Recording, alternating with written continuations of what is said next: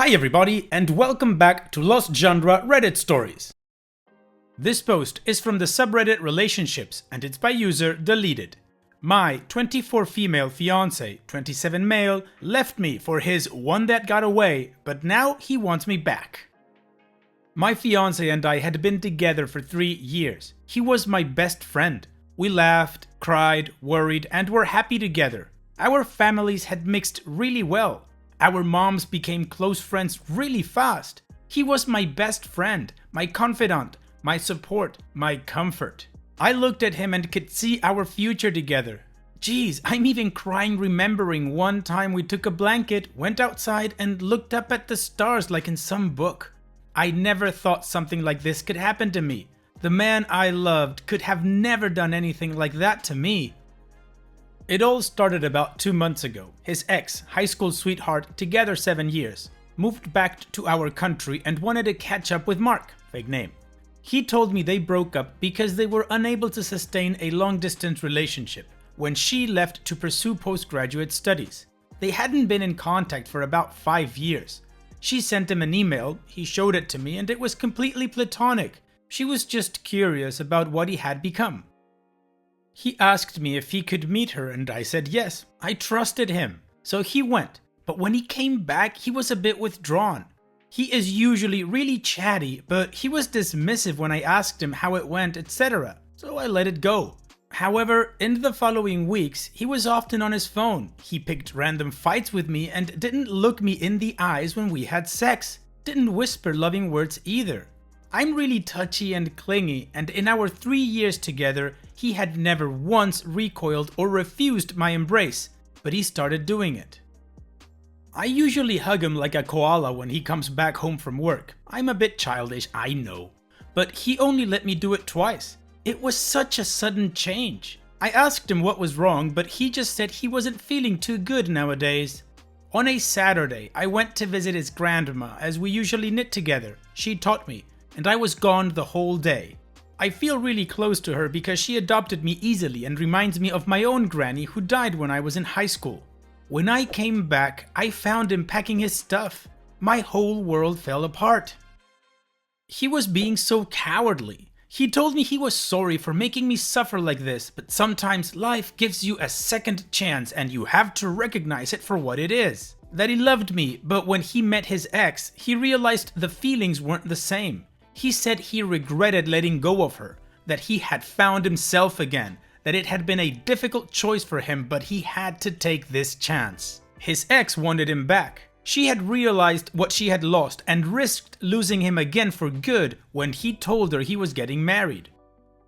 He supposedly refused her at first, but as time passed and they talked, his old feelings came back. He hoped I would forgive him one day and understand.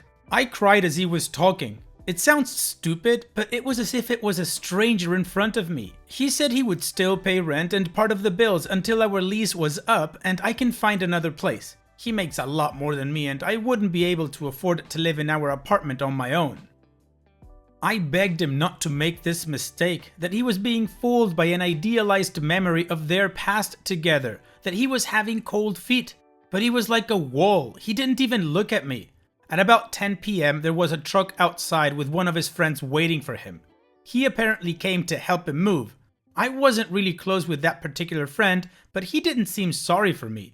Mark hugged me goodbye and left. I hadn't cried that hard in years. I slept in our spare room not to feel the emptiness of our room with his things gone. I sunk into the deepest pathetic mood and tried to call him, but it went to voicemail. I had no idea where he went, but assumed he was now living with his ex after 3 weeks of talking again. How ridiculous. I'm really lucky to have supportive friends and family. My best friend even moved in for 5 days. My parents wanted me back home with them, but I wasn't ready to leave.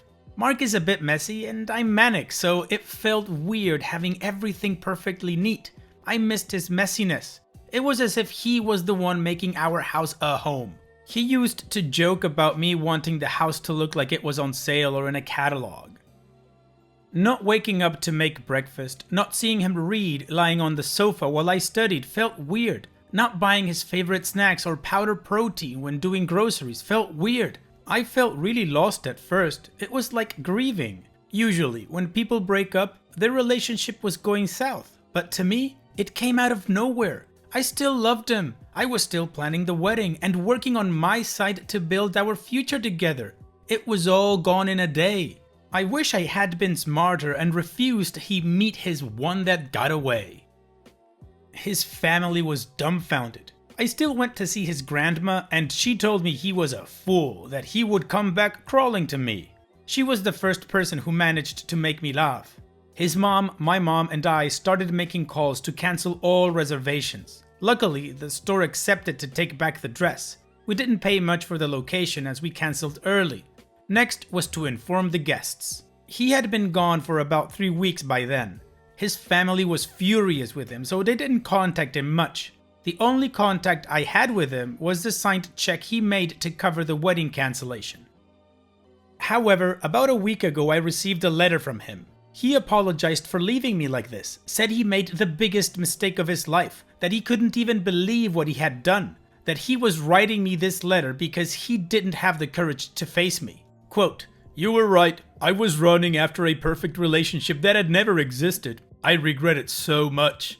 I thought I was in love with her, but in reality, I was in love with what she represented, my younger self with no responsibility and only dreams. I had cold feet and got afraid of moving forward into this new segment of my life. I couldn't stop thinking about you when I was with her. She is not you. She doesn't know me or love me as you do. She doesn't smell like you. I missed hearing you sing randomly throughout the day. I missed having someone nagging me to pick up my stuff.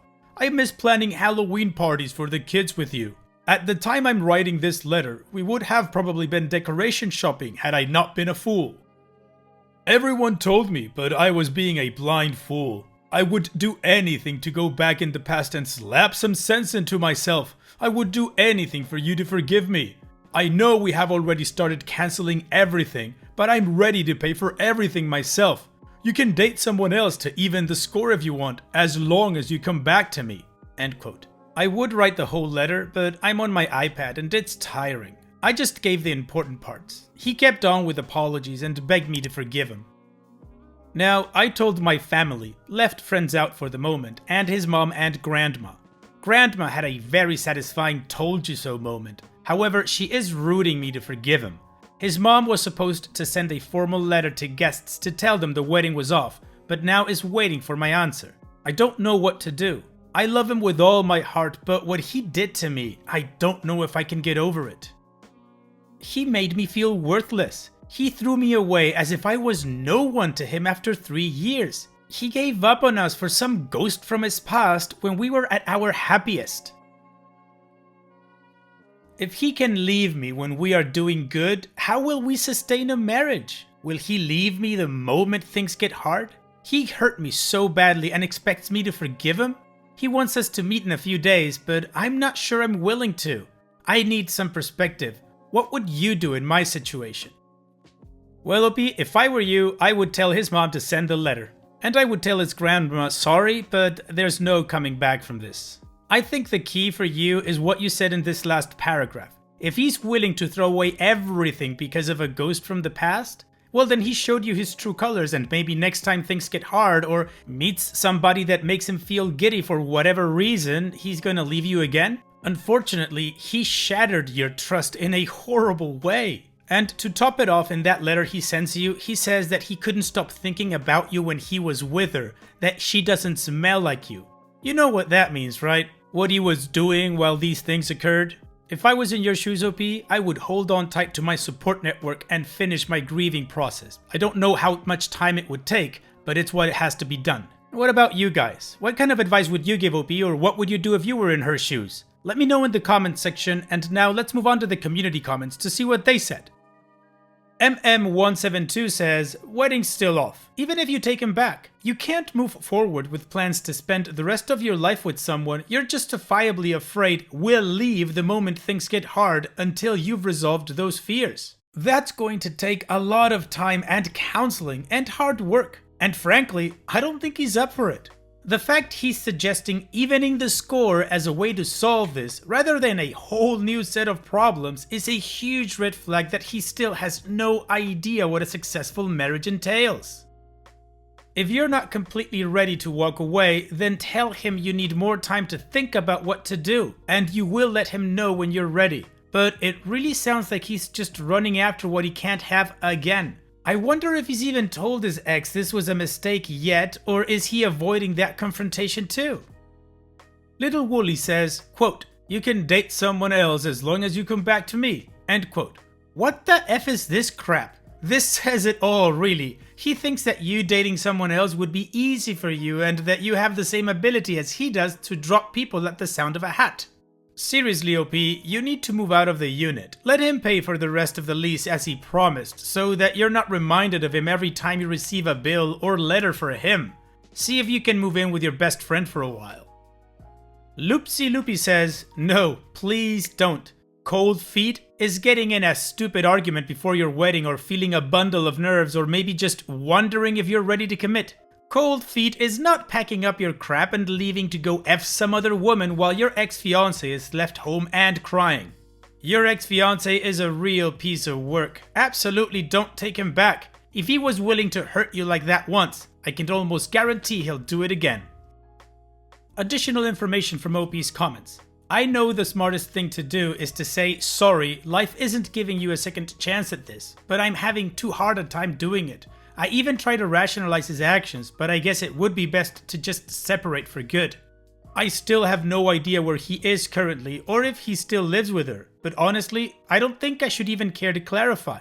You guys have laid it down really well for me, and I can even see things that I hadn't considered with what he did. I want to just answer, "Please do not contact me again," and be done. However, I don't know if it's proper. Okay, well, the community gave some solid advice and it seems like OP is heading or leaning towards that direction. So let's move on with the extended update to see what happened after this. I'm really thankful to everyone who answered and comforted me. You guys gave me the strength to look forward and not make a decision based on nostalgia. I felt really alone in my pain, but thanks to you, I felt a little less lonely. So, Mark wanted to meet. I unblocked him from my phone and told him I didn't want to meet and to please not contact me anymore. He answered, "Please, baby, I need to talk to you. Can we meet another day?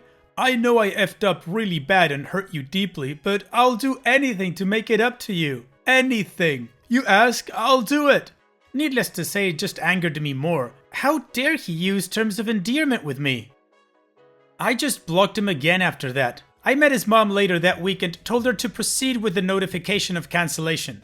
We had an emotional moment and she told me even though she would have really wanted us to be one big family, she would have done the same thing in my place. She had hoped I would find the strength to forgive him, but she understands. And so the wedding is indeed still being cancelled.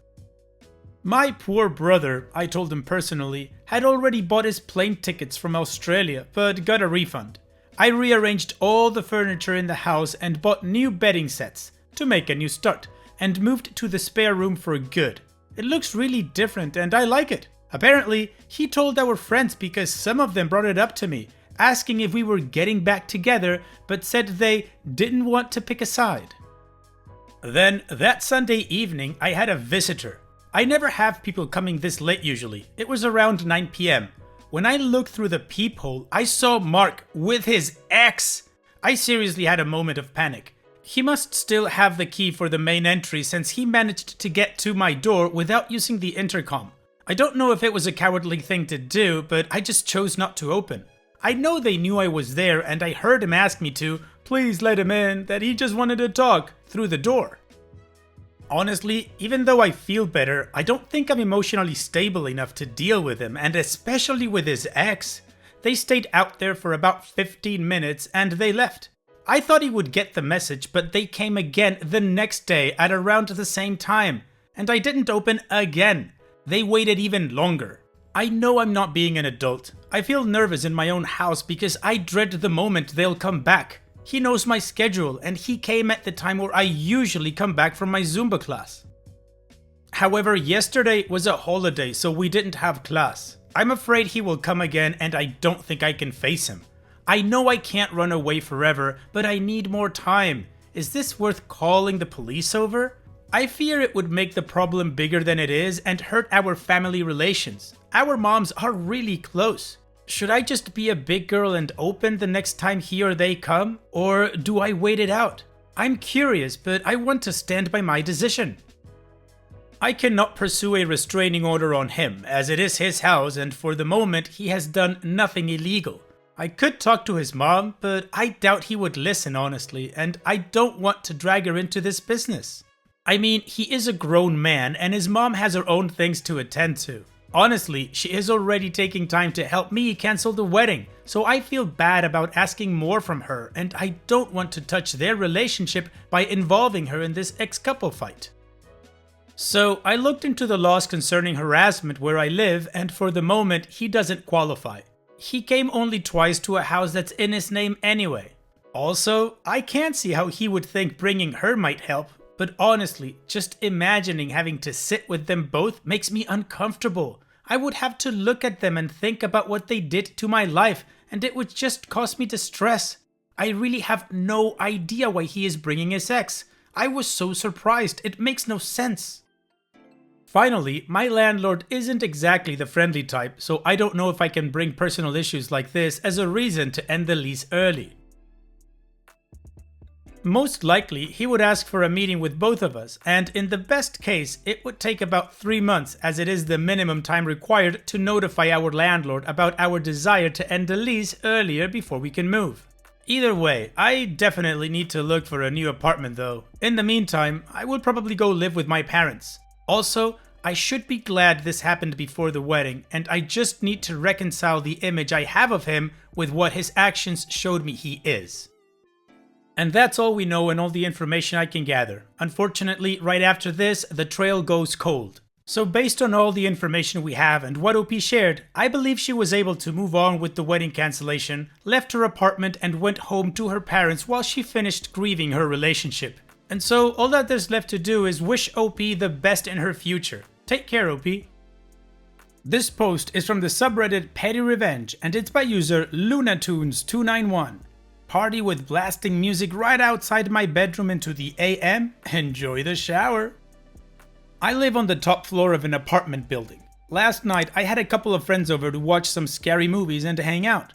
As the night continues, we hear the music get louder and louder outside of my apartment. The next door neighbors were having a Halloween party on their roof, and there were at least 50 to 60 people there. As Top 40 pounded relentlessly outside, unable to be drowned out by even the highest volume on my TV, the cheering of the crowd seemed endless. 12 AM came and went. The party showed no sign of slowing or quieting down. I'm all for parties, but have them indoors past a certain hour. Don't keep the whole block up listening to Doja Cat with you. That's when I remembered the water guns. I had gotten them on Amazon during a particularly brutal hot week of summer, but they had laid unused in my closet for the past few months. The forecast did say scattered showers, and nothing got an outside party to wind down better than inclement weather. Embodying the trick half of the trick-or-treat spirit, my 3 friends and I each grabbed a gun, filled it up with water, donned our coats on, and ran up to the roof, squirting the guns off from 2 angles over the unsuspecting guests below. Cheers of fun turned into screams of terror as cold water splashed from above. As I pumped blast after blast of water off the edge of my roof, it felt like I was blasting every noisy neighbor I'd ever had that had kept me up all night with music, an all too common occurrence in New York City. We went back inside, cheeks flushed from our victory. We peeked out the window to see a few raincoats and an umbrella, but after 15 minutes or so, the party had fizzled out, and the music was blessedly turned off. As I was using the bathroom a little bit later, which has a window facing their roof, I heard a loud debate echoing about whether it had been raining or someone with water guns in the neighboring roof. One person swore they'd seen figures and heard them laughing. The other 2 said it was rain just like the forecast said. I guess they'll never know. Shrug. Well done, OP, hiding under the forecast and just raining on their party. Thanks for sharing, OP. And it's that time that we've reached the end of the video. I hope you enjoyed today's stories. I really did enjoy reading them to you. So if you did, then don't be shy and go ahead and give the video a like. And don't forget to subscribe or even share this video with people that you might think will enjoy my storytelling. Also, if you have the time, go down to the video description and check out all the links I have for you, from our Discord community to my channel merch. And finally, I'd like to say thank you for watching. It really means a lot to me that you enjoy my videos. And having said all that, I'll see you guys in the next video.